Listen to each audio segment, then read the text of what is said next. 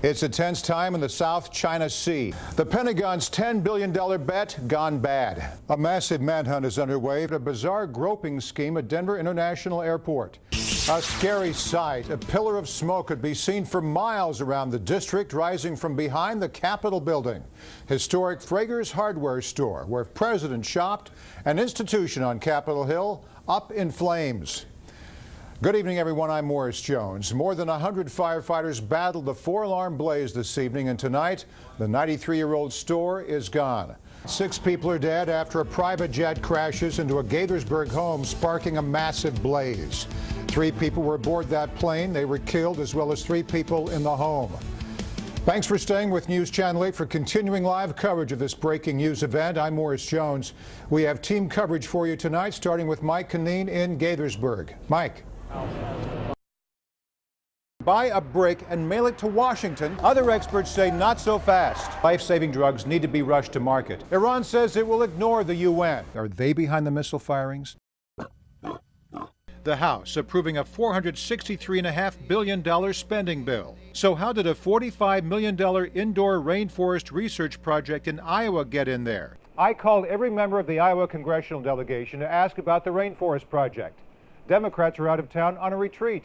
Republicans weren't available, and most senators aren't talking. Morris Jones live on Capitol Hill, battling the elements for us this morning. Good morning to you, Morris. Hey, good morning, guys. It's nice to hear from you. Big voter turnout yesterday. Luckily, here in Washington, it was dry weather. I don't know if it's rain today or if these are the tears of the Republicans, but in any event, as you mentioned. This week on Government Matters, hackers target the Office of Personnel Management. I sit down for an exclusive interview with Director Catherine Archuleta. The Office of Personnel Management also plays a critical role in protecting our national security. They conduct more than 2 million investigative actions each year. That's 95% of all background checks. In this segment, we discuss security with OPM Director Catherine Archuleta.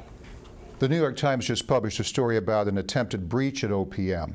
Hackers traced to China targeted tens of thousands of federal employees who applied for top-secret security clearance. What can you tell us about the investigation? What I can tell you, the most important piece is that no personal identification information was compromised.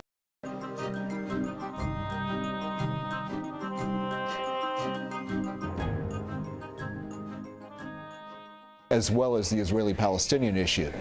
Cedric, what kind of influence does Russia stand to gain from this relationship? Because Putin is also using his charm on other countries as well. Yes, he is. He definitely believes that he is going to be able to supplant the United States in many ways.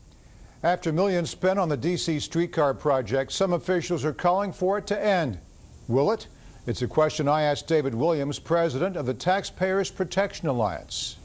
Well, that is the question. They're shiny, they're pretty, and politicians are often lured by the shiny and pretty things. But to give they're lured credit by the matching grants, too. It's our money paying for this, and when the politicians see a matching grant from the feds, they can't give it up, right?